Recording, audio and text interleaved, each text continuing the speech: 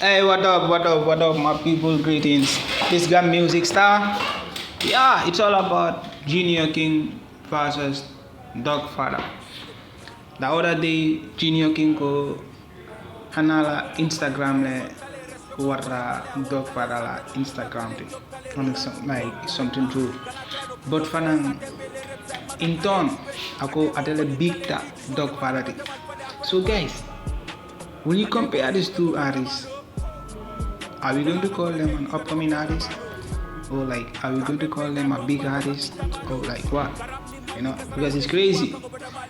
Junior King said he's bigger than Dogfather, but Dogfather is not responding back to Junior King, which is weird. And I'm seeing like Dogfather is performing at the trade fair, Junior King is not performing. Dogfather is normally put as a main artist, or yeah, as a main artist performing with artists on stage. But Junior King is always difficult to see him performing. So I don't know. I don't know. So drop your comments, like, share, and subscribe to my channel. This Cam Music Stars.